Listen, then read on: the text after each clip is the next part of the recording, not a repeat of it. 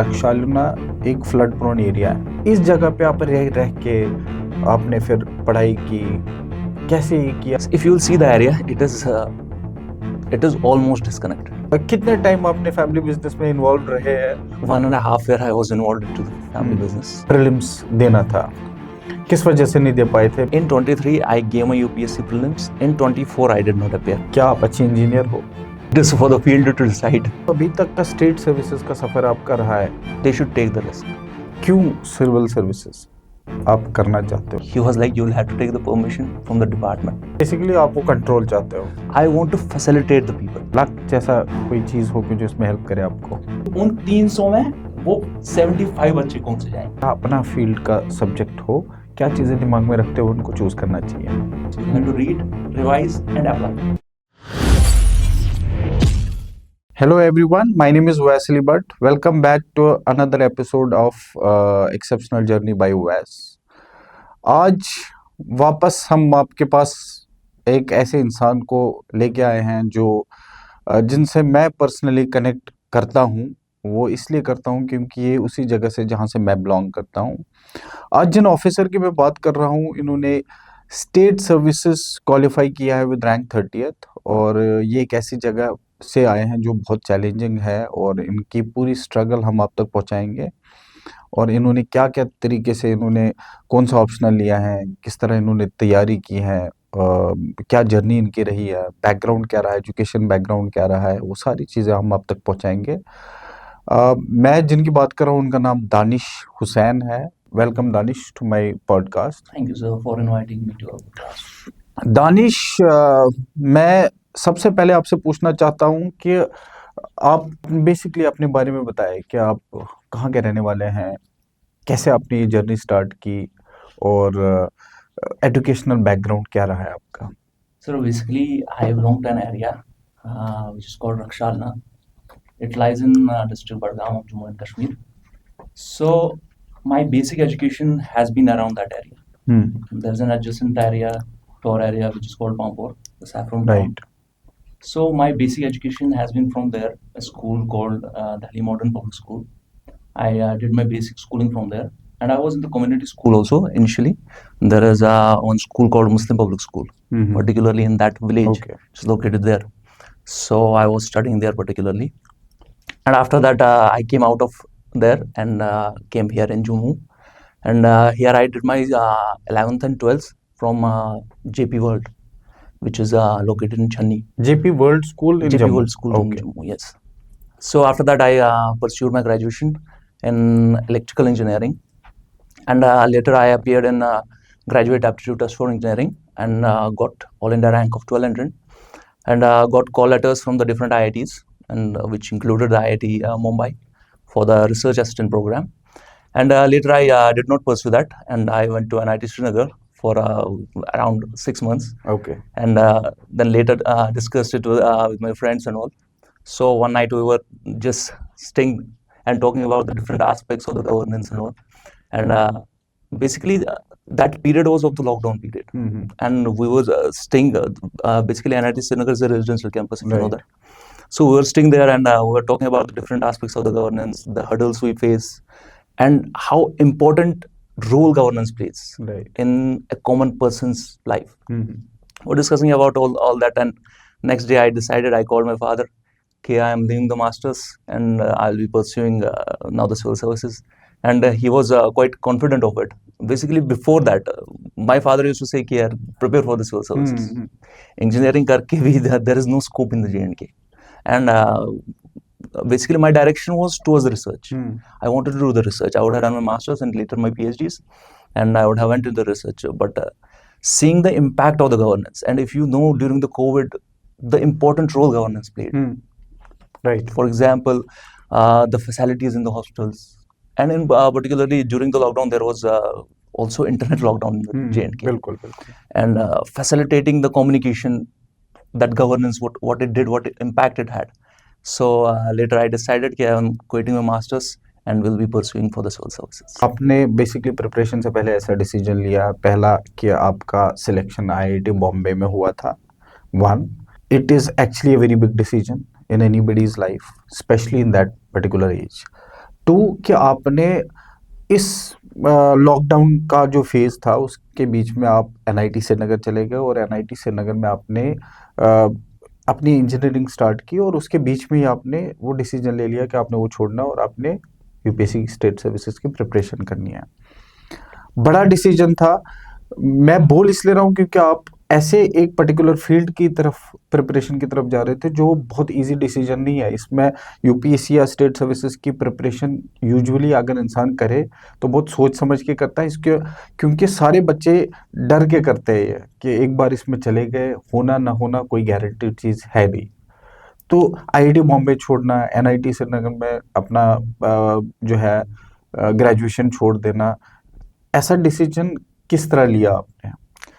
The decisions might sound a bit impulsive and hasty, but the decisions were quite calculated and they were thoroughly discussed with my friends and were very thoroughly discussed even with certain professors. Okay.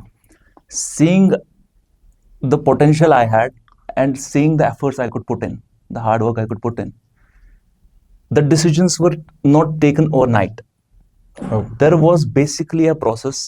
If I will say you, for example, leaving NIT Srinagar. Leaving NIT Srinagar, the decision was not like कि I had to leave the NIT Srinagar and हो गया. It was not overnight decision. It was not an overnight decision. It was thoroughly deliberated upon and then it was acted upon. Because I believe in one thing, कि if something has to be done, there should be a proper rationale about it, Right. so that later in the life, when I will look at that decision, I should not be regretting it. कि why did I did so? So there was a thorough deliberation about it. कि why should I leave particularly this field which I had chosen? And regarding the uncertainty in the civil services, there definitely is uncertainty. But I have, when we will discuss the preparation strategy, and I will tell you about the things, how I managed to get that uncertainty to the minimum level, so that I could ensure a guaranteed success in it. Though it is like कि हाँ exam दे दिया है, सबने दे दिया है, and then there is an element of surprise. If you would have seen कि you would have seen some students कि they will tell you, we have worked very hard, our mains papers have went well, our optional has went well, but still they are not able to make it to the list. Right. So that surprise, I had avoided that particularly, and I have chosen such steps and such discrete steps, and rationally I have chosen them, so that I could ensure my success in it. So I tried to minimize the uncertainty to the maximum possible level. But certainly there are uncertainties in this exam. But I have tried to minimize. When we will discuss our preparation strategy, I have tried to minimize it to almost below 50%. But before diving into your preparation strategies, मैं ये जो आप minimise करने के, now that you are talking about it, मुझे आप ये बताएं कि आपने ये अनसर्टेनिटी मिनिमाइज कैसे की, क्योंकि ये सारे लोग जानना चाहेंगे। क्योंकि प्रिपरेशन में जो 18 साल 19 साल 20 साल का बच्चा जो जाता है, इस अनसर्टेनिटी को दिमाग में रखते हुए, दैट फेयर इज देयर, तो वो डर कैसे कम करे बच्चा, ये जो आपने प्लान किया हुआ था तब। क्योंकि आईआईटी बॉम्बे छोड़ना, एनआईटी श्रीनगर चलते में छोड़ देना, बड़े इंस्टीट्यूशंस हैं, वेरी रेप्यूटेड इंस्टीट्यूशंस, और इतना बड़ा डिसीजन, जाहिर है कि आपको अपने में कॉन्फिडेंस होगा that you will be able to crack it, या कौन सी ऐसी चीज़ है जो, क्या कॉन्फिडेंस था ऐसा कि जो आपको लगे कि ठीक है, मतलब I am taking this decision, this is right, क्यों आपको ऐसा लगा? So now we are talking about it. Basically, to minimize the uncertainty, we need an objective element in this examination. See, definitely there are subjective elements in it. See, for example, evaluator is checking your paper and he is saying, he is checking your paper and he is comparing your answers with other people. So there is a subjectivity in the evaluation also. But there are certain elements which you need to consider in your answer writing also, so that it becomes objective, so that it gives you edge of at least 0.5 marks or 1 marks above the other candidates. And particularly talking about the minimizing uncertainties, my option was electrical engineering. So Yes, there I would have calculated myself my own marks. Nobody can differ in that. If any professor is checking it, he will have to check the answer. And if the answer is correct, he will have to give me the full marks. If the answer is wrong, definitely he will give me the 0 marks. So there I minimize the uncertainty, and I am quite sure when the result will come, my score will be 320 in optional alone. That is electrical engineering. That's electrical engineering. Right. So when I am taking 320 in electrical engineering, so the burden on the subjective elements, which are the GSs, it reduces drastically. Okay. तो जो आपने क्योंकि now that we are entering in that part की जो बहुत unusual है और specially in preparations में हम आपका प्लान आपने कैसे प्रिपरेशन की किस जगह से बिकॉज ये भी एक ज़रूरी चीज़ है before asking you about your optional मुझे ये भी सबसे पहले क्योंकि मैंने ये इंट्रोड्यूस किया है कि मैं उसी जगह से जिस जगह से आप हो वो चाहे रक्षालुना हो वो चाहे समरबुक जो है या बाकी एरियाज उस जगह के पामपोर हो पांथा चौक हो लसजन हो सारे एडजेसेंट एरियाज हैं ये बेसिकली फ्लड प्रोन एरियाज है जो झेलम का जैसे ही पानी बढ़ जाता है तुरंत उसको हमारे साइड छोड़ दिया जाता है करेक्ट ऐसा जगह जिस जगह को मतलब ये सारे व्यूअर्स को मैं बताना चाहूँगा कि it is very difficult to live in those areas flood prone areas हैं इंडस्ट्रियल एरियाज़ हैं मिनिमम सा अटेंशन है उन एरियाज़ पे किसी भी अथॉरिटी का आज तक तो मैंने तो नहीं देखा है but I would also request authorities to please take care of those areas, please take care of the education segment of those areas. बच्चे बिल्कुल नहीं पढ़ रहे हैं ये सरप्राइजिंग एलिमेंट था जब दानिश का सिलेक्शन हुआ था ये एक स्पार्क था वहाँ बच्चों में अब निकल के आ रहे हैं कि बच्चे जिनको जो इन एरियाज़ में लग रहा है कि हम कर सकते हैं बट वहाँ एवेन्यूज़ नहीं अवेलेबल है तो मैं अथॉरिटीज़ से भी ये रिक्वेस्ट ज़रूर करना चाहूँगा कि वो please do take care of these kids, these areas, these people there. मैं ये पूछना चाह रहा हूँ कि ऐसी एरिया रक्षालुना एक फ्लड प्रोन एरिया है उस जगह पे जिस जगह पे पता ही नहीं होता हर साल जब भी बरसात होती है पानी आना पॉसिबिलिटी बन जाती है और ऐसे एरिया से और फिर वहाँ बच्चों का मेंटालिटी पढ़ने की तरफ तो वैसे भी नहीं है उन जगहों पे बिकॉज आई नो इट इसीलिए मैं शायद आपकी स्टोरी से ज़्यादा कनेक्ट कर पा रहा हूँ तो इस जगह पे आप रह के आपने फिर पढ़ाई की कैसे ये किया और माँ बाप का कितना सपोर्ट था उसके बाद मैं आपको आपके सब्जेक्ट के बारे में पूछूंगा पहले इस जगह से स्टार्ट कैसे किया आपने So talking about these things basically it is a flood absorption basin right so basically it is a negative point but one should always think positively so if you will see the area it is almost disconnected from the mainstream almost you know that yes So I took that as an advantage.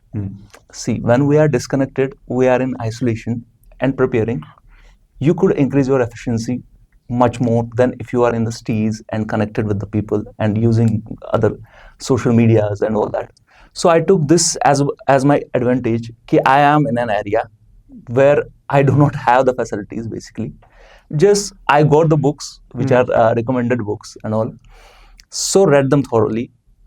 And it worked as advantage to me being disconnected it worked as an advantage to me okay क्योंकि आपको ऐसा atmosphere मिला कोई disturb करने वाला था नहीं just exactly but at the same time वो एटमॉस्फेयर मान लो आप घर से बाहर निकलते हो कोई पढ़ने वाला है नहीं सब काम में लगे हुए हैं कोई स्कूल कोई ऐसा एजुकेशनल इंस्टीट्यूशन आसपास है नहीं उसमें ऐसा नहीं लगता था कि जैसे क्योंकि मैंने जब आपकी स्टोरी सुनी है मैंने आपके बारे में इंफॉर्मेशन ली है तो मैंने ये भी सुना है क्योंकि कोविड के टाइम से आपने स्टार्ट किया था देन कोविड के टाइम एक ऐसा डिसीजन अगेन आपने लिया मुझे लगता है कि आपको ये डिसीजन मेकिंग ना बहुत ही ऐसी रही है कि जो नॉर्मल माइंड्स के लिए नहीं है क्योंकि आपने 2020 या 21 के बाद जैसे ही कोविड हुआ आपने ये डिसीजन लिया कि मुझे अपने फादर के साथ बिजनेस में जाना है पहले सोचा कि मैं सिविल सर्विसेज करूंगा then you took a decision to go for family business आपने कितने टाइम आपने फैमिली बिजनेस में इन्वॉल्व रहे हैं और उस जगह से फिर उस बिजनेस से कैसे निकले वापस प्रिपरेशन की तरफ for good 1.5 years I was involved into the family business we used to do many different things the idea was that कि अभी तो इंटरनेट बंद है there were no internet facilities so basically there was no one to guide me Right. So I was doing it on my own. Hmm. Now भी मैं कर रहा था, I was doing it on my own. So an element of engagement should have been there, because nowadays there are mental health issues. बिल्कुल. So one has to be engaged somewhere. So this was my decision कि I should get engaged somewhere, so that I could be able to do different things, such that it does not seem कि I have a static life now. अब कुछ नहीं हो सकता है. So to avoid that, I got involved into the family business for a good 1.5 years. And later, when everything was back to the normal, we had the internet and all, and lockdown was over. So then I thoroughly started preparing for the same. आपने lockdown मतलब 2022-23 में आपने वापस preparation शुरू की, 22 में, और 23 में आपने आपने यूपीएससी का जो प्रीलिम्स देना था, किस वजह से नहीं दे पाए थे? पहले ये स्टोरी बताओ. In 23, I gave my UPSC prelims. In 24, I did not appear. वो क्यों? In 23, my score in GS was 88, and my CSAT score was 55. Because I was very overconfident about it, and I accepted clearly. I was like, I'm an engineer. CSAT का paper है, CSAT कैसे नहीं कर पाऊंगा मैं? जाके मैं कर ही लूंगा. Right. What is difficult in it? And I had seen the previous year papers. मैंने एक पेपर देखा था, and I saw it. I was scoring good 100 marks. I was like, यार कितना ही मुश्किल है. But UPSC has its own ways of humbling you. So when I went there, I wrote my GS. I saw कि हाँ अच्छा score बन रहा है. I was confident about it. Basically GS cutoff that year was 75, and I was scoring well above the cutoff. It was 88, and when I calculated my CSAT score, it had fallen tremendously, because that year CSAT paper was completely different. Yes, designed different. Yes, it was designed differently. It was completely like, if I would have went for the time management, at least मैं एक दो test दिया होता, so I would have managed it.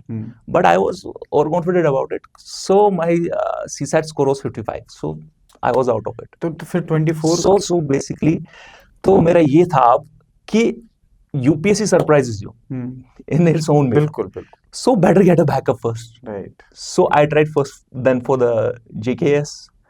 So did it. In 24, I did not appear because our mains exam, it ended in the April. So I just had now 1 month. 1 month में prelims preparation is not possible. Form भरा था आपने? Yes. I had filled the form, but I did not appear because I thought कि अब 1 महीना है, and in 1 month UPSC pre, it is quite difficult to manage. Other students, they start their pre-preparations from the fab only. You are well aware of that. Right. You are into the field. So they start from the fab, and then they have good 4-5 months, and they clear it. Right. Just managing it in the 1 month, I felt it will be the wastage of attempt. Better reserve the attempt and appear next time. Danish का जो attempt था, second attempt था state services में, और UPSC में उन्होंने एक attempt दिया. सेकंड अटेम्प्ट में उन्होंने फॉर्म भरा था, लेकिन वो because he was appearing for state services mains अप्रैल में, और फिर इस वजह से उन्होंने सेकंड अटेम्प्ट का ड्रॉप किया था. जो पहला अटेम्प्ट आपने स्टेट सर्विसेज में दिया था, उसका रिजल्ट क्या रहा, वो डिफरेंट कैसा रहा? The result was, see, I had completely, my initial focus was UPSC, and I had not prepared specifically for the JKPSC. So when I went there, so my evaluation was this. Initially, I did not know how do they check my optional papers, and my whole strategy is optional based. So I went there. I took an attempt of around 420 marks in optional. I was like 420 नहीं देंगे, चलो they will give 350. So I was like, yes, I'll be clearing easily. So my result was, I dropped by 5 marks from the mains. My score was 745, and cutoff was 750. And I was out by 5 marks. When I checked my paper, they let you check your papers. So I went to inquire about the papers. And when I saw my papers, they were like, if you have got correct marks, you will get the correct answer, you will get the full marks. If it is 15 marks question, you will get the 15 marks. But if your answer is wrong, they won't evaluate your whole method. They do not care about it. Okay. They care about the answer. If your answer is wrong, you will get the 0 marks. So when I saw from 350, my score was 250. 250. In optional. 100 marks right. of the difference. Lesser than what you expected. This time, what I changed, I will take lesser attempt. but with the more accuracy. This time I had to attempt of 370 to 90 marks, and I will be getting around 320 marks in my option. That's great. जो आप बोल रहे हो UPSC state services में scaling भी होती है subject के। In UPSC there is scaling. Not There in is no scaling no in scaling, state no services? scaling in state services. Okay. UPSC में आप वैसे सोच रहे हो सेम सब्जेक्ट रखने के लिए? Yes, I will be choosing the same thing because there is an objectivity in it. Okay. हम बहुत एक इंटरेस्टिंग सा जो डिस्कशन हमारा अब होना है इनके साथ वो ये होना है कि दानिश, क्योंकि मैंने ये देखा कि 60-70% जो स्टूडेंट्स होते हैं वो एजुकेशन जो बैकग्राउंड होता है उनका या तो इंजीनियरिंग से होता है या उनका मेडिकल साइंस से होता है, और मोस्ट ऑफ द टाइम मतलब 99% जो मैंने आज तक देखा वो ये है कि वो अपना सब्जेक्ट चूज करते हैं, ह्यूमैनिटीज़ के सब्जेक्ट्स रखते हैं। जब भी मेरी कभी किसी से टॉपर से बात हुई है, क्वालिफाइड स्टूडेंट से बात हुई है जिन्होंने इंजीनियरिंग की होगी, उनको मैंने ये पूछा होगा कि भाई आपने सब्जेक्ट चेंज क्यों किया, कौन सा सब्जेक्ट रखा, ऑलमोस्ट ऑल द टाइम उन्होंने ह्यूमैनिटीज़ का हिस्ट्री, ज्योग्राफी, पॉलिटिकल साइंस, पवेड, सोशोलॉजी जैसे सब्जेक्ट रखा है। बहुत ही अनयूजुअल सा रखा है इन्होंने कि इन्होंने ये चूज़ किया कि मुझे अपना ही सब्जेक्ट, इलेक्ट्रिकल इंजीनियरिंग इनका सब्जेक्ट रहा है, मुझे यही सब्जेक्ट चूज़ करना है। हम ये कारण जानना चाहेंगे। वैसे मैं जानता हूँ कि दो तरीके के लोग यूपीएससी स्टेट सर्विसेज को मैं जो ऑप्शनल चूज करते हैं दो तरीके के होते हैं। एक कि मुझे मेरे सब्जेक्ट में कंफर्ट लेवल 100% है, that's why I am taking it. Second कि मुझे कोई ऐसा सब्जेक्ट बताओ जो पढ़ना तो है ही 3-4-5 महीना, मुझे कोई ऐसा सब्जेक्ट बताओ जो सर्टन हो कि जिसमें मुझे नंबर यूपीएससी स्टेट सर्विसेज में अच्छे मिले। दानिश जो है फर्स्ट कैटेगरी के हैं कि उन्होंने बोला कि मेरा पहला जो मेरा जो एजुकेशनल बैकग्राउंड रहा है, मेरा इंजीनियरिंग सब्जेक्ट रहा है, मैं यही लूँगा, मैं इसी में एक्सेल करूँगा, इसी में मेरे नंबर आएंगे। बट इसके लिए दानिश आपको बहुत ज़्यादा कॉन्फिडेंस की ज़रूरत थी कि मैं अपने सब्जेक्ट में, क्योंकि आपको सजेस्ट करने वाले भी आई एम श्योर बहुत आए होंगे कि भाई सब्जेक्ट अपना चेंज करो, सब्जेक्ट ह्यूमैनिटीज़ का रखो। फिर आपके माइंड में भी ये डाउट्स ज़रूर आए होंगे कि whether I should go for it और नॉट। क्या डाउट्स एक्चुअली आए या क्या कुछ लोगों ने आपको सजेस्ट किया कि ह्यूमैनिटीज़ के सब्जेक्ट चूज करो जो आपको इजीली हेल्प करेगा इस एग्जाम में? There was never an iota of doubt from my side. Okay, I'll Okay, be great. changing my optional and all. There was never a doubt. See, first of all, to the engineering community, for the people who have already done it, वो तो कर लिए, but who are currently pursuing it, engineering is a skill, and take it as a skill. You have to practice, you have to sit. It is not like कि आप जा रहे हो, you are taking humanities, आप जा रहे हो college and somebody delivered a lecture and you just saw it and you are through it. It does not work like that. Engineering needs a different skill set. आप जा रहे हो, आप पढ़ रहे हो, and after that there is an element of applicability also. You will have to practice it and you will have to thoroughly practice it. Then only you will be confident about taking it as your optional. Definitely when I had scored All India rank of 1200 in GATE, so I thought कि my skill is up to some precision, up to some mark, and I am confident about it, and I will be able to take it in my as my optional. So choosing optional, there were the whole, if you'll see whole preparation is theory and theory. GS, there are theories. You write an essay, there are theories. You have to write the theory, so you will have to learn also. And with the engineers, you might not know it. With the engineers, it's like कि they are like हमें याद नहीं करना है, याद नहीं करना है, इसीलिए तो इंजीनियरिंग में जा रहा है. They do not have the retention power. Okay. So retention is absent there. So what we do कि to minimize that कि हमें retention नहीं करना है, हमें याद वाद नहीं करना है. So take engineering as your option. एक तो it will keep you engaged. और जो static है, you will be continuously studying it for 6-7 hours. That you know very well what students put into the GS. 6-7 घंटा आप GS पढ़ोगे. And after that, there needs to be refreshing. So take a optional which has an objective element. I am talking particularly about the engineers, not like the who had done their graduation in humanities. So take an optional which gives you an excitement. After 6-7 hours of reading and thorough reading and reading different books, you should take some optional like which excites you, which makes you feel कि हाँ now I am relaxed. So my rationale was ki I will take some optional which has objectivity in it. First, I saw the mathematics syllabus. When I saw the mathematics, even though I was like ki engineering to pad liya hai, so there was revision only. And revision, revision is boring Right. boring thing to do. So I was like, ki I will see the mathematics syllabus first, and I will be interested in it. And I saw it might take me good 9 to 10 months to complete the syllabus of mathematics. And the optional is quite syllabus heavy. हाँ, Though quite lengthy, yes. electrical engineering is also syllabus heavy, but I had already read it.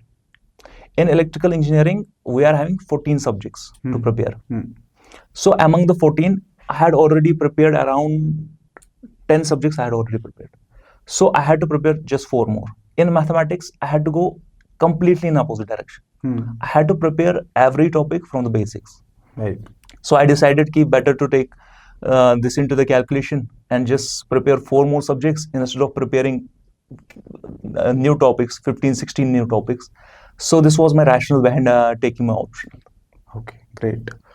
तो ये जो जितने भी decision आपने लिए, electrical engineering, NIT से drop, IIT Bombay से ना लेना, कुछ एडवाइजर्स रहे आपके लाइफ में कि जो आपको इन डिसीजंस को लेने में कुछ एडवाइस करे कि whether you should opt for it, opt out for it, whether you should go for civil services, state services, पहले स्टेट सर्विसेज बाद में यूपीएससी जैसे आप कर रहे हो, तो ये डिसीजंस कैलकुलेटर खुद ही लेते हो या कुछ कम्युनिटी आपने रखी हुई है कि जो आपको हेल्प करते रहे? See, these decisions are basically very calculated. Though I won't say ki there was an element of advice. In an element of advice, there is some authority, and he is advising me. Right. It doesn't work that way. There was element of deliberation. So there were my friends, which I have thoroughly discussed it with. What are its pros? What could be the cons? What could be the consequences? Basically, if this would have not happened, if civil services would not have happened, and you could see what I had to lose. Right, बिल्कुल. हाँ, I know. So there was this key, what consequences could be there, and I was ready about the consequences also. It is not like key, I was not ready about them. I was ready about the consequences also. But deliberation was very thorough with my friends, with my father. I was like, key, if I am leaving this thing, in particularly if I am leaving something, I should get something better than that. नहीं तो कुछ भी नहीं. This was my approach.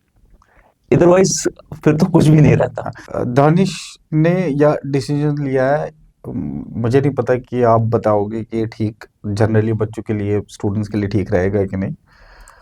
इन्होंने decision लिया या तो मुझे ये चाहिए या तो मुझे कुछ भी नहीं चाहिए. मतलब आई नो इट, क्योंकि coming from the same background, same area, कि अगर आईआईटी बॉम्बे छोड़ना, एनआईटी छोड़ना, फिर सिविल सर्विसेज में जाना, अगर आपको ये बड़ी सर्विसेज नहीं मिलती तो आपको जीरो में चला जाना था. ऐसा ड्रास्टिक डिसीजन लेना, क्या आप लोगों को, क्या आप एस्पिरेंट्स को एडवाइस करते हो कि लेना चाहिए इतने बड़े decisions? If they are confident about it and they know what they are doing, they should take it. They should take the risk. There should be a risk factor in person's life. Otherwise, everybody is doing what they are doing. There is a stream of the people who are doing the same thing, who are following the same thing. If there should be an element of risk, but that risk should not be like कि हाँ ऐसे ही ले लिया. That risk should be calculated. Yes, risk जो है, इस as में risk ना लिया तो क्या किया. इस एज में तो डेफिनेटली लेना चाहिए रिस्क. जितना बड़ा रिस्क ले सकते हो उतना बड़ा लो, और जितने चैलेंजेस अपने साइड कर सकते हो उतना लो. क्योंकि मैं समझता हूँ कि मैं at this age I think 20-18 से लेके 35-40 तक आप you have those risk taking capabilities in terms of your business. अगर लेना चाहते हो बिजनेस कर सकते हो, उसमें भी रिस्क लो. आप करियर ऑप्शंस कोई चूज कर सकते हो, उसमें लो. देन अगर आप एनआईटी छोड़ना चाहते हो, रिस्क लेना चाहते हो, गोइंग फॉर सिविल सर्विसेज, उसमें risk low. IIT Bombay which is a huge decision that you have taken. सारे लोग को सुनना चाहिए, क्योंकि कई बार लोग ना कॉलेजेस चूज करते में डरते हैं कि यार मुझे एलएसआर मिला है. Recently I met this girl जिसको एलएसआर मिल रहा था. उसके पेरेंट्स चाहते थे कि वो एलएसआर ले, कॉलेज करे और फिर करे. उसका मन था कि मैं साथ के साथ प्रिपरेशन करूँ जम्मू में ही किसी कॉलेज में रह के. Then finally they took the decision, but उनको बहुत बड़ा डिसीजन लगा था वो जो आप डिसाइड कर रहे हो। मुझे लगता है कि 12वीं के बाद जो बच्चे इस सिविल सर्विसेज, स्टेट सर्विसेज में जाना चाहते हैं, वो कोई चीज़ डिसाइड करते हैं, बट लाइक दानिश सेड कि आपको ये पता होना चाहिए आप क्या कर रहे हो, कैलकुलेटेड रहो, पता रखो, have faith in you and then take a decision, right. अब जो मेरा क्वेश्चन है वो ये है कि आपने इलेक्ट्रिकल इंजीनियरिंग की है, क्या आप अच्छे इंजीनियर हो? Well, it is for the field to decide. No, I can't decide. आप क्या बोलते हो एज अ पर्सन? आपको लगता है कि आप अच्छे As a इंजीनियर हो? person, I feel कि if I am scoring 320 in the paper, हाँ, I might be a good engineer. No, मैं ये नहीं बोल रहा हूँ कि आपने सिविल सर्विसेज में अच्छा स्कोर किया इस वजह से, मैं सिर्फ ये बोल रहा हूँ कि इंजीनियरिंग ऑलरेडी पढ़ी हुई है आपने। Mhm. अगर आपने, अब आपको लगता है कि आप अच्छे इंजीनियर हो, अगर आपका जवाब यस है, Mhm. तो आपने इंजीनियरिंग छोड़ के यूपीएससी में आने का क्यों सोचा? The thing is कि I am not leaving the engineering. If you know the UPSC, it is a diverse field. You get to serve the diverse fields into it.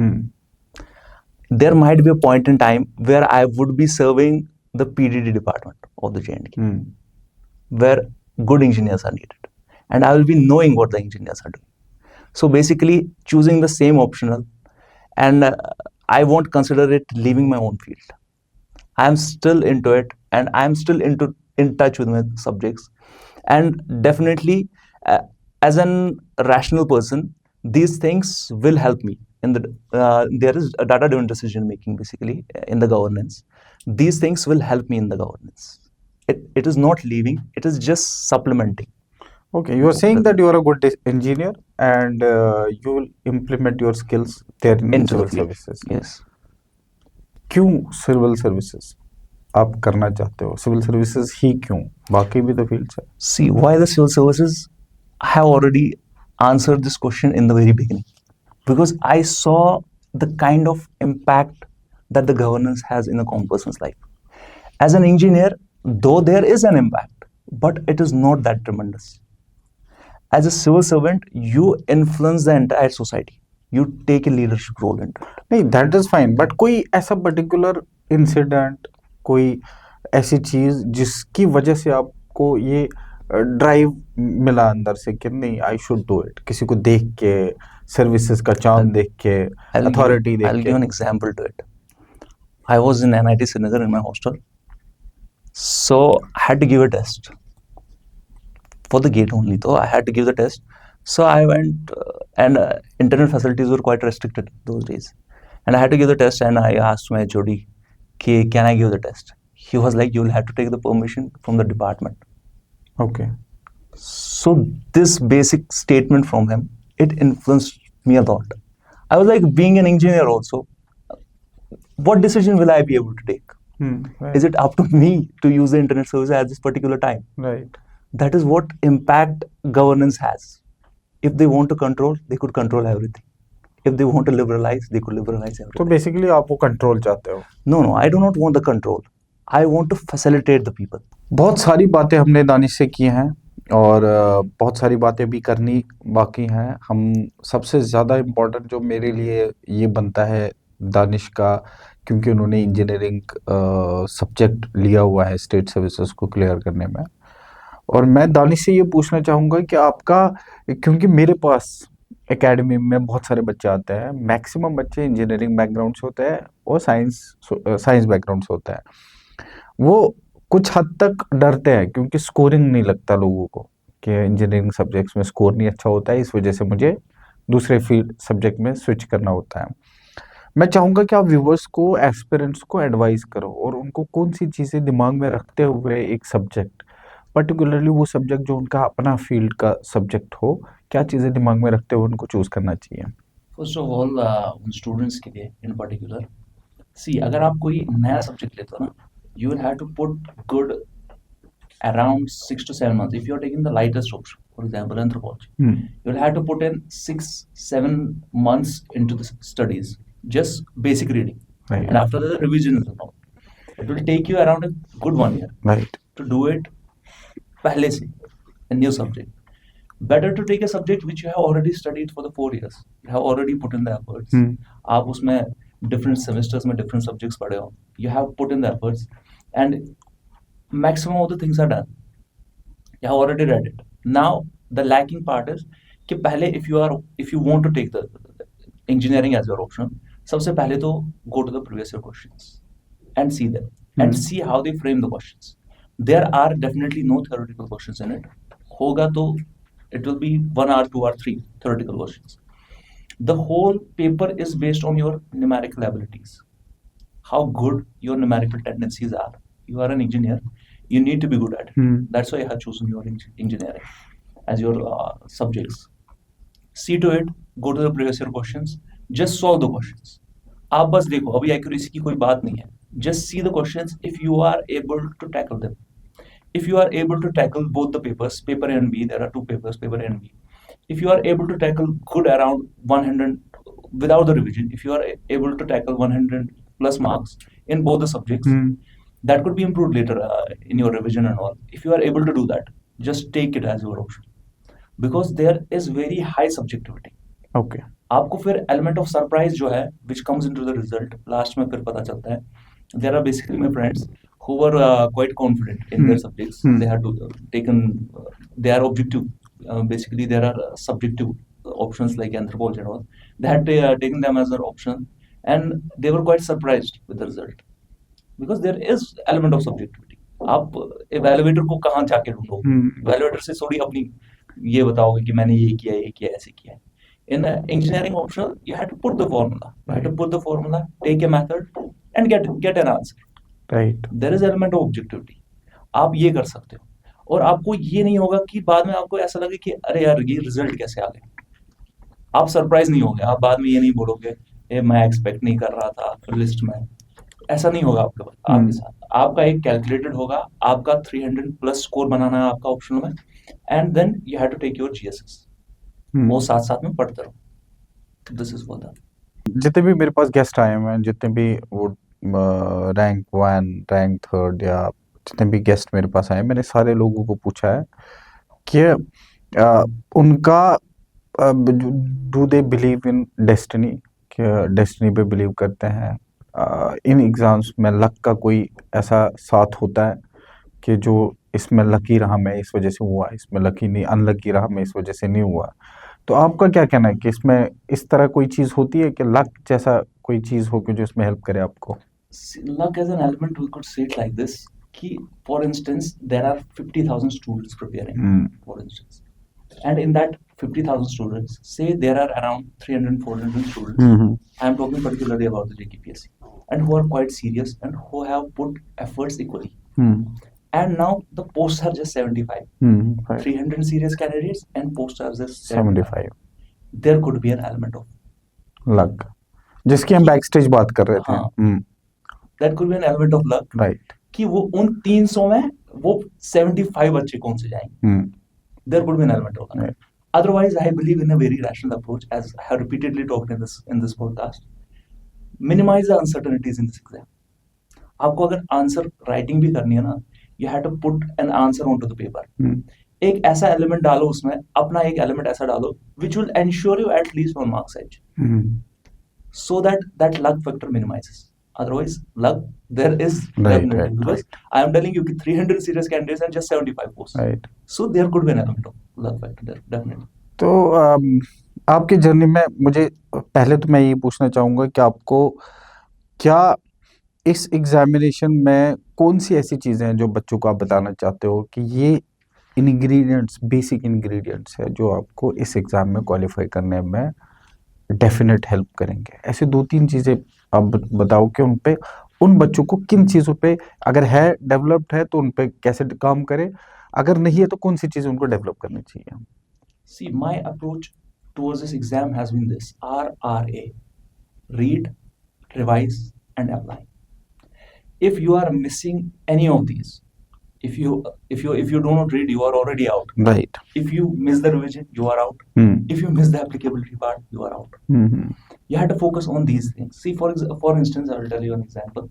Maximum of the students struggle with this कि यार sir ये newspaper है, मैं पहले दिन ही पढ़ रहा हूँ, मुझे कुछ समझ में नहीं आ रहा. मैं इसको क्यों पढ़ूं, and they avoid it through out the preparation journey, क्योंकि वो एक पहले ही एक fear factor आ जाता है कि मुझे तो समझ में नहीं आ रहा न्यूज़पेपर में राइट लिखा क्या है, right but the newspaper is the applicability part.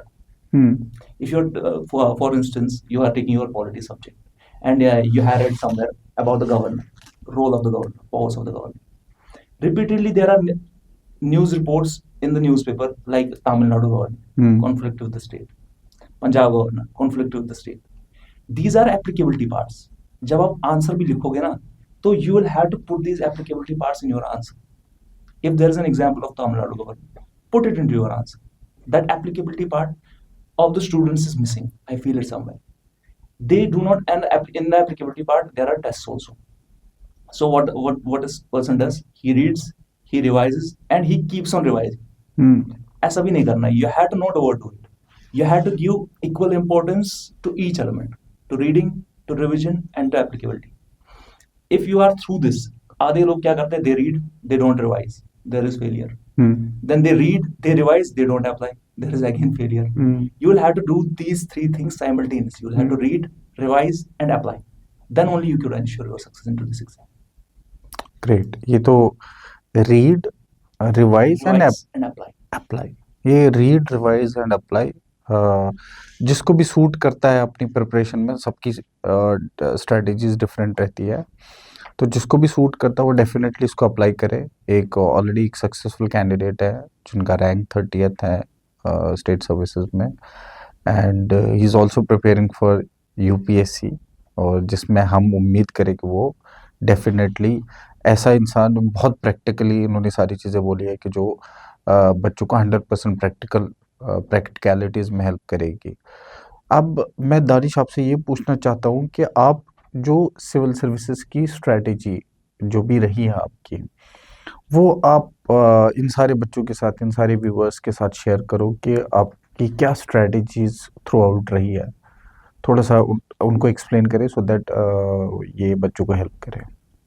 See, in particularly, first I'll talk about the JKPSC. In particularly for the JKPSC, you will have to score good 850 marks in your mains, so that you won't be much dependent on your interview. Interview is a subject thing. हो सकता है आपका दिन नहीं हो. It is just a 30-minute segment. हो सकता है आपका दिन अच्छा नहीं हो आपका. There are certain. So you will have to strategize accordingly. You will have to score good 850 marks in your mains. How will you score it? See, for instance, I talked about my optional. वो तो मेरा clear ही था कि I will be scoring 300 plus. When I will be scoring 300 plus, the remaining marks are 550. The 550 marks, where could I get it? There are two particular subjects जहाँ पे you could score at least 160 each subject. जो देते ही देते हैं. In GS, there is a restrictive element. They won't mark you above 120. They will try to mark you below 120. This is GS part. So in GS, if you are taking on an average 100 marks each GS. So these will be 300, and 300 will have already crossed an option. Good 600 marks are there. Now in essay and ethics, if you are able to score 120 plus, somewhere nearer to the 130, 134. I had already scored in my first attempt. I had scored in essay 134 and in ethics 129. So my strategy was like that. Though option did not work out first time due to certain mistakes. So you will have to focus on these two elements, essay and your ethics, because there is no restriction in the marks they are giving. Right. You could score even 160 in it, and people have scored. There are different people who have even scored 165 marks in essays in their ethics paper. So you will have to focus on these two. And how will you strengthen these two? For the essay, I had particular strategy. Okay, I will just take the previous year questions, solve the previous year questions. I am talking this beyond the syllabus. After completing the syllabus, I am telling this. I will solve the particularly ethics paper. And ethics mein, there are examples have to be put in. If you do not put your examples in your ethics paper, for example, a topic of integrity. आप integrity में theory लिख के आ रहे हो. It won't impress the exam. You will have to put in examples. Put in examples of certain civil servants who you feel are essential to it. Right. Applicability part I am talking about. And that applicability part will only come from the newspaper. When you will read the newspaper time and again, you will see different personalities there, their morals, their ethics. If you are explaining the integrity, you explain it through the example. If you will explain it through the example, if you will skip the example, you are definitely going to get below 100 marks. This is for sure. I have seen with the students. They are getting, if they are just writing the theory and not explaining it with the example, they are getting somewhere marks below 100. And people who are doing it with the example, they are scoring marks above 100. So you have to take that element into it. And in ethics also, try throughout your GS, try to integrate as many examples as you could. See, for example, if you are just explaining that there is decline in growth of the GDP, this won't work for the examiner. Just put in the figure. Just say the growth this year was just 6.4%, Right. an estimated growth this year. Just put in it. You will get extra half marks doing this Okay. if you are putting an example. And this makes a difference of 20 marks throughout the paper. And that will give you an edge from the other students. Very insightful. जितनी भी सारी चीज़ें दानिश ने share की है, वो सारी चीज़ें अगर इम्प्लीमेंट होती है, इट इज़ वेरी एसेंशियल कि ये सारी चीज़ें जो ये बोल रहे हैं बहुत प्रैक्टिकली पॉसिबल है. मार्क्स एनहांसमेंट का इन्होंने बोला है कि किस तरह मार्क्स अपने एनहांस किए जाए. अपनी गलती से इन्होंने शेयर किया पीछे मुझसे कि जो गलतियां रही हैं उनको कैसे इन्होंने इम्प्रूव किया. कोई पॉइंट पे ऐसा डिमोटिवेशन सा लगा आपको कि नहीं यार प्रिपरेशन अब बोरिंग हो गया, बार बार क्योंकि रिविजन्स करने पड़ता है, at times it gets very boring to revise to get back to the books. और अगर ऐसा कभी हुआ हो तो फिर आपने अपने आप को मोटिवेट कैसे किया? See, I had this thing that I will just study for the 10 days. After the 10 days, I will take a break and I will break that monotony. See, it becomes monotonous. Throughout the 10 days, if I am doing the same thing, reading newspaper, I had basically divided my day into like this. From initially in the beginning, I will take the GS part early in the morning. Because I am an engineer and retention part is quite lagging. So I had to put in more effort there in the retention part. First, I will take the GS. Then I will take the newspapers, and then I will take my optional, and then I will take some test series and just apply that. So this was my schedule throughout the day. It becomes very monotonous, doing it continuously over the months, over the days. So after every 10 days, I used to take a break. After 10 days, कहीं भी जाओ, अपने दोस्तों के साथ जाओ, घूम लो, कुछ भी कर लो, जो आपका मन करे करने का, just break that monotony. कितने टाइम का ब्रेक लेते थे? It was full day break. एक दिन का ब्रेक. After completely 10 days, 10 दिन के बाद एक दिन का ब्रेक, दिन complete day. complete day, without reading anything. Just to be like कि, see, one should not associate oneself with what he does. For example, if I am into the services, it should not be like कि I should put everything into it. कि हाँ, now I am into the services and this is my identity. There are factors beyond that also. There are your friends, there is your family.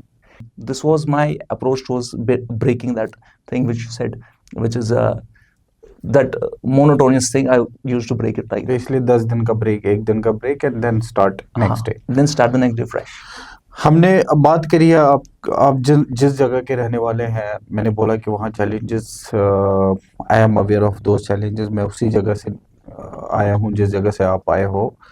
तो उस सारे challenges मुझे मालूम है कि हमारी फैमिलीज क्या सोचती है, मुझे मालूम है कि रिलेटिव्स क्या सोचते हैं, फ्रेंड्स कैसे सपोर्ट करते हैं, इकोनॉमिकली क्या सिचुएशंस हैं वहाँ.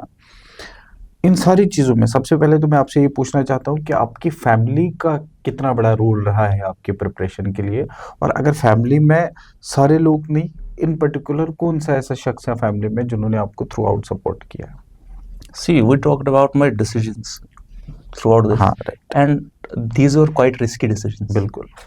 If there was not a person who would have supported my decision, I might have not took them, because there is an element of pressure also That's what from I the said family. कि आपने जो decisions लिए हैं, मेरी क्या नज़र में जिनको मैं जानता हूँ, maximum time people will not take those decisions. आपने बिल्कुल ही ज़्यादा रिस्क ले लिया. So, particularly my father, if I would have told him कि I want to do this, he was like कि yes, do it, because it was not like कि there was a blind faith. There was deliberation with him also. Okay. कि ऐसा करना है. कि ऐसा ऐसा करेंगे, and if he used to feel it rational, he used to say go with it, because you, at the end of the day, you need some person whom you could rely upon. ऐसा नहीं हो सकता है कि फिर completely failure हो जाए and there is no one there. So my father was there. I confided in him. So I told him about many different things and deliberated with him, and he was very supportive about it. Definitely, family support is one of the essential things into this preparation. Right. If the family is not supporting you, for instance, few days back there was a student, and she's a female student, and she was like, "Here, I am preparing for the exam. मेरा तो pre होना ही होना चाहिए, otherwise मुझे घर पे बोल रहा है शादी करने के लिए." हाँ, मतलब गर्ल्स के लिए जनरली प्रॉब्लम हाँ, रहता है. girls also, in this, for the students also, Right. there could be other factors for the male students also. For example, यार job कहाँ है तुम्हारा? What are you doing in your life? But मतलब before मैं आपको sorry interrupt कर रहा हूँ, मैं ये भी बोलना चाहूँगा उन पेरेंट्स को कि आप सिविल सर्विसेज या स्टेट सर्विसेज में बच्चों को गन पॉइंट पे नहीं करा सकते हो. क्या आप ये सोचते हो कि बच्चे को बोलते हो कि अगर आपका होता है ठीक है, स्पेशली गर्ल चाइल्ड को, अगर ये होता है ठीक है, नहीं तो अगले साल में शादी करा दूंगा तो Yes. आपका, और उसमें उस प्रेशर में उस बच्चे का अगर होना होगा, डिजर्विंग होगा, तब भी नहीं होगा, क्योंकि हर टाइम उस बच्चे के दिमाग में यही चल रहा होता है कि नहीं होगा तो क्या होगा. तो नेवर डू दैट. मैं पेरेंट्स से ये रिक्वेस्ट करना चाहता हूँ कि आप प्लीज़ अपने बच्चों का ख्याल रखें, क्योंकि वैसे भी बहुत फ्रजाइल होती है एज, और मेंटल हेल्थ को ध्यान में रखते हुए अपने बच्चे को अच्छा करते हुए देखो. आप गन पॉइंट पे मत करो ये सब चीज़ें. आप उनको या तो आप तैयारी कराओ, कंसेंट के साथ उनको तैयारी करो, और उनको उनका टाइम दो. गिव दैट फ्री हैंड अगर आप भरोसा करते हो. नहीं तो इस तरह की प्रिपरेशन किसी काम की किसी बच्चे के लिए है नहीं. Right. See, particularly in this aspect, if there is no interest of the student and you are doing it forcefully, parents are doing it forcefully, and I could tell you it with confidence, and I have seen it happening, कि एक बच्चा 2 साल 3 साल लगा के फिर ये छोड़ देता है, राइट. because बिल्कुल. he does not have the interest. करेगा क्या बेचारा? नहीं, मतलब ये भी, और प्लस ये है कि अगर कोई पेरेंट, माँ बाप बच्चे को बोलते कि बच्चा बोलता है मुझे तैयारी करनी है, माँ बाप बोलता है ठीक है हम आपको साल देते हैं, हम आपको 2 साल देते हैं, एक तो टाइम लाइन आप सेट कर देते हो. आप बोलते हो कि ठीक है 2 साल में आपका होता है ठीक है, नहीं तो be prepared for the marriage, हम आपके लिए रिश्ता भी साथ के साथ ढूंढ रहे हैं. मतलब उस प्रेशर सिचुएशन में आप बहुत कम लोग होंगे जो कर पाते होंगे. नहीं तो ये ऑल द टाइम गर्ल्स के दिमाग में बेचारों को चल ही रहा होता है कि नहीं होगा तो शादी कर देंगे यार, मतलब मुझे और थोड़ा टाइम भी नहीं मिलेगा प्रिपरेशन का, शादी होगी तो पता नहीं लॉस कैसे होंगे, करने देंगे या नहीं करने देंगे. तो मैं उन सारे पेरेंट्स को ये रिक्वेस्ट कर रहा हूँ कि आप ना करें ऐसा. अगर बच्चे का मन है तो उसको उसका टाइम दे, ताकि वो प्रिपेयर करे, ऐसा अननेसेसरी प्रेशर ना बिल्ड करे. Very true. There should not be a specific timeline. If you would have seen Right. it, you हाँ, would have seen specific many. timeline नहीं You होना would have yourself, you are into the field. You would have Right. seen many different stories. मतलब मैंने इतनी unfortunate story सुनी है कि parent चाहता है बच्चा नहीं चाहता, ये कॉम्बिनेशन है. बच्चा चाहता है पेरेंट नहीं करवाना चाहता, ये कॉम्बिनेशन है. मतलब दोनों कंट्रास्ट है. और मैंने ये तक देखा है कि बच्चा तैयारी करना चाहता है. दिस इज वेरी अनफॉर्चुनेट कि बच्चा तैयारी करना चाहता है, ऐसे बड़े एग्जाम्स का रिस्क लेना चाहता है, इसमें आना चाहता है, और उनको एवरीडे स्टूडेंट कम्स, तैयारी करता है, क्लासेस लेता है, लाइब्रेरी में बैठता है और वापस जाता है घर. मैंने बहुत लोगों को ऐसे रोते हुए देखा कि ऐसा हो रहा है. जैसे ही बच्चा घर जाता है वहाँ ताने देते हैं पेरेंट्स. मतलब सच अनफॉर्चुनेट थिंग कि मैं तो पहले ही बोल रहा हूँ कि तुमसे नहीं हो पाएगा. मतलब माँ बाप को तो नहीं करना चाहिए, एटलीस्ट आपको नहीं करना चाहिए. दुनिया कम थोड़ी है तानों के लिए.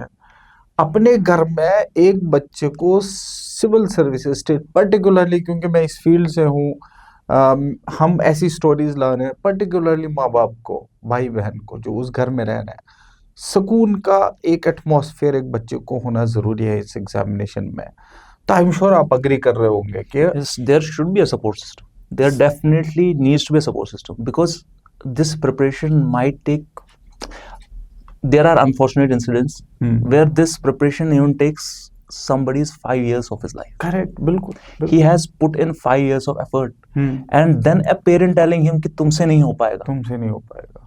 It is quite heartbreaking. Because वो बच्चा अपना खून पसीना डाल रहा है इसमें.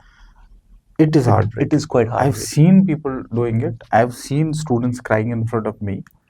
और quite heartbreaking for me also कि मैं उनको फिर कंसोल कर भी लूँ, करता भी हूँ, और वापस उनको उन बच्चों को अपने घर में जाना होता है. तो वो सारे पेरेंट्स जो अगर सुन रहे हो या ऐसे कोई भी लोग हो, मैं उनसे सारे लोगों से रिक्वेस्ट करता हूँ कि ऐसा ना करें, उन बच्चों को पढ़ने दें.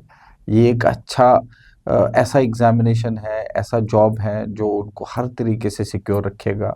उनको अपनी कैपेसिटी, अपने एबिलिटी दिखाने का मौका भी मिलता है. बड़ी सर्विसेज है, कंट्री की हाईएस्ट सर्विसेज है. प्लीज़ उनको सपोर्ट करें इस प्रिपरेशन में. Just believe in your child. Yes, आपको भरोसा करना है अपने बच्चे पे. सबसे बड़ी चीज़ है कि आप, ये बड़ा हथियार है कि आप अपने बच्चे पर भरोसा करें और उस बच्चे को उसके हाल पे छोड़ के उसको सिर्फ और सिर्फ उसको सपोर्ट करते रहे, इमोशनली भी, फाइनेंशियली भी, और जहाँ जो उसको चाहिए होगा. क्योंकि ये ऐसा फील्ड है कि जिसमें बच्चे को हर तरीके से सपोर्ट चाहिए होता है. तो उन सारे लोगों से रिक्वेस्ट है कि उनको सपोर्ट करें. मैंने ये भी सुना है दानिश कि आपने शेर व शायरी भी आप करते हैं प्रिपरेशन के साथ. मैंने बहुत सारे इंटरव्यूज आपके देखे हैं जिसमें आपने शेर व शायरी की है. मैं कुछ ऐसे लोगों को जानता हूँ कि जो आपको जानते हैं और हमारे कॉमन नोन लोग हैं जिन्होंने भी मुझे बोला है. तो गलत हो जाएगा कि अगर बिना आपसे 2-4 जो है शेर ना सुने, दो एटलीस्ट 1-2 शेर ही हम आपसे सुनेंगे और उसके बाद हम कंक्लूजन की तरफ जाएंगे. बट उससे पहले हम आपसे कुछ शेर सुनना चाहेंगे. Definitely, sir. Sir, we were talking about the timeline right. before few minutes. About that only. I had written it कि नहीं कोई वक्त से उस्ताद बेहतरी, वक्त सिखा देती है परवाज बेहतरी, वक्त का है कुछ अंदाज बेहतरी, रोके से ना रोके ये शाहबाज बेहतरी. क्या बात है, बहुत बेहतर, बहुत बेहतर. About the time, it has its own way बिल्कुल. and it teaches you. वक्त से बेहतर कोई टीचर नहीं. There is no better teacher than the time. Right. इससे बेहतर कोई चीज There हो is नहीं no better सकती आपको सिखाने के लिए. And बहुत. about the experience also, it comes with the time. Right. So give yourself time, learn things and apply things. This is particularly to the student community. हम conclusion से पहले, क्योंकि इतना बेहतरीन शेर आपने सुनाया, होते होते मुझे ये याद आ रहा है कि ऐसे बच्चे जो बहुत बच्चे एग्ज़ाम दे रहे होते हैं, सिलेक्शन नहीं होता है और डिसहार्टेंड है कि ऐसा बड़ा एग्ज़ाम में सिलेक्शन ना होना, और एक स्ट्रगलिंग सा फेज बन जाता है. वो उसको ओवरकम कैसे करे बच्चा और बने कैसे रहे. क्योंकि बहुत सारे लोग ना पास नहीं होते, first stage second stage cross करने के बाद वो सिलेक्ट नहीं होते और डिसहार्टेंड सा हो जाता है, और फिर कुछ लोग प्रिपरेशन छोड़ देते हैं. बने कैसे रहना है और उनको कौन सी चीज़ों पे ध्यान रखना चाहिए उस time. Particularly for this particular journey, there is a very unique word in Urdu. It is called jistuju, जिस्तुजू. which you use for the struggle. So if you are struggling to do it, it just means कि you want to do it. If you are failing in an attempt and appearing again, it means you have the zeal to do it. Right. So continuously, if you are improving into it, see for example, there is an aptitude for a person, which you see कि when you start preparing, you know कि you have an aptitude. That's why you are appearing in the exam. If you have that aptitude and you are continuously struggling into it, first of all, analyze your preparation strategy. Analyze what you are doing wrong. Basically, if you are doing it like कि हाँ attempt दिए जा रहे हैं and there is no analysis to improve it, definitely there will be a failure again. Right. See, for instance, I told you about my first attempt. 745 was my score. I had to improve 100 marks more. So I did it. I improved it. Similarly, others could do it. Just see where you are lagging behind. What are the elements due to which you are not able to get the marks? Once you factor that out, the factoring thing is a most important thing. That is the basic thing. If you are not able to factor it out, there will be failures continuously step after step. Once you factor it out, improvement is very easy thing. बिल्कुल. Factoring out is the most difficult part of it. You factor it out, just see your papers where you are, just give the test series, just see where you could improve, where you could gain that 1 marks 2 marks edge if you are out by 1 2 marks.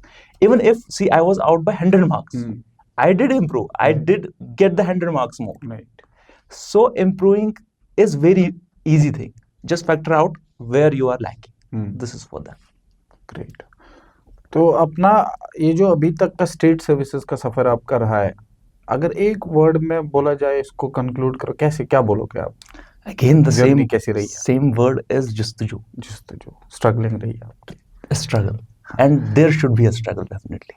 Struggle नहीं होगा तो शायद लोग इतना experience नहीं हो पाएंगे, शायद उसकी कदर Obviously, इतनी ज्यादा there won't be like कि आप जा रहे हो, आप कर रहे हो, एक ही साल में हो रहा है, then it will be an, कदर नहीं रहेगी फिर वो। there won't be, it will be easy thing to do.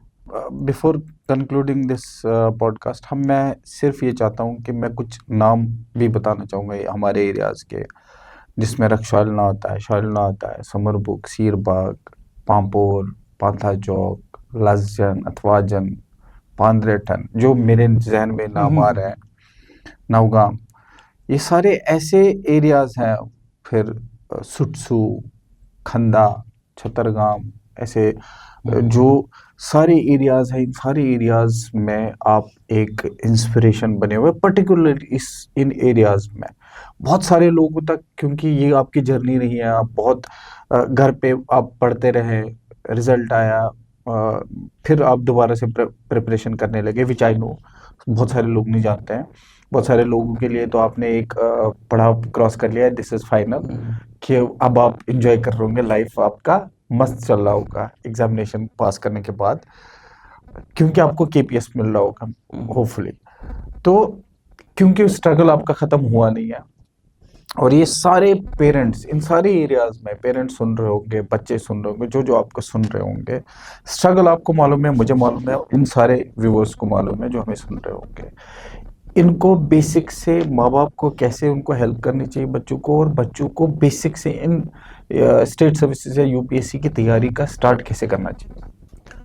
See, for the parents in particular, वो हमसे उम्र में बड़े होंगे, उनको तो what will I advise? Just be there for your children. Right. बाकी आपका बच्चा देख लेगा. They are more than capable. I have seen the students who are just more than capable, who are willing to do it. Just provide them the basic amenities. मैं ऐसा भी नहीं बोल रहा हूँ कि उनको एसी वाला कमरा बना के दो, उनको सारी फैसिलिटीज दो, वो ये दो, ये दो, इतना भी नहीं चाहिए. उनको बस just be their support system. Just listen to them if they are struggling into it. वो शाम को आके आपसे 5-10 मिनट 20 मिनट बात करें. Just listen to them. Right. And give them the solutions, your experience, give them it. And for the students in particular, you have to start basically from your NCRTs. Start your NCRTs, just read them thoroughly, just see what they are writing. There are books, many of the experts will tell you about the books, which books to read. I will not tell that here. So read them, just read them once. If you are enjoying it, if you feel comfortable with it, just be ready to invest your time into it. You have to just invest your energy and time. You have to just be dedicated. Time will do its own thing. Danish को अगर supposedly आप लोग reach out करना चाहोगे, कभी भी किसी भी तरीके से ये हेल्प करे आपको, क्योंकि इनका पढ़ाई का सिलसिला भी ख़त्म हुआ नहीं। जैसे ये पढ़ रहे थे स्टेट सर्विसेज के लिए, मुझे लगता है इन्होंने डबल मेहनत करनी शुरू कर दिया है, तो इनकी प्रिपरेशन जारी है। पर मैं फिर भी जो स्टेट सर्विसेज, सिविल सर्विसेज की तैयारी करते हो और दानिश से कोई हेल्प लेना चाहते हैं, पर्टिकुलरली इन सारे एरियाज़ में, वो हमने इनको एक्सेप्शनल एकेडमी परेपुरम में पहले भी इनवाइट किया हुआ है। आप लोग जाके गूगल में या जहाँ से एक्सेप्शनल एकेडमी का नाम देखे उसमें आप सर्च करें और उनको कांटेक्ट करें, और हम कोशिश करेंगे, क्योंकि अब ये जम्मू में है, जब भी हमें लगेगा कि इनको इनवाइट करना चाहिए और सारे लोग पेरेंट्स और बच्चे मिलना चाहेंगे, कोई भी इनसे मिलना चाहे इन पर्टिकुलर एरियाज़ में, I would request him to come and meet all of you, ताकि इन पर्सन भी ये गाइडेंस दे सकें इन सारे बच्चों को। प्लस परेपुरम एकेडमी है, या जो भी एकेडमी कोई ज्वाइन करना चाहते हैं, they can come and join us there in Parepura, Jammu, anywhere, और जितना हमसे सपोर्ट बन सकता है विल गिव दैट। एक any piece of advice last में आप जो बच्चों को, पेरेंट्स को और एस्पिरेंट्स को कर रहे होंगे जो या करना चाहते हैं, इनको पीस ऑफ एडवाइस आप देना चाहते हो? Just be rational in your approach. See, belief system, it exists at its own place. Just be rational about things. If you want to do something, there should be a reason to it, and it should not be without the reason. Right. अगर आप सिर्फ इस जुनून में कर रहे हो ना कि मैंने कर दिया तो अब मैं भी करूंगा, it does not work like that. You have to have a reason to it. Once you have the reason to it, the journey becomes very easy. For them, just be rational. Okay. मैं इसी के साथ अपने मेहमान, अपने guest का thank you करना चाहूँगा कि ये आए और इन्होंने बहुत सारी बातें ऐसी बोली है जो मुझे भी नहीं पता थी, और वो सारी बातें डेफिनेटली हमने आप तक पहुंचाने की कोशिश की हैं. कुछ बच्चों को उसमें हेल्प मिलेगी, आप ज़रूर देखिएगा. और जिन बच्चों को, जिन पेरेंट्स को या जिन व्यूवर्स को इनसे सपोर्ट मिल रहा है, और हम इसी तरह आप तक ऐसी इंफॉर्मेटिव पॉडकास्ट, इंटरेस्टिंग पॉडकास्ट पहुंचाते रहेंगे. सपोर्ट अस, आप हमें लाइक करें, शेयर करें, सब्सक्राइब करें हमारे चैनल को, और इसी तरह की बहुत सारी इंफॉर्मेटिव पॉडकास्ट आप तक पहुंचाते रहेंगे. Thank you so much. Thank you. Thank you.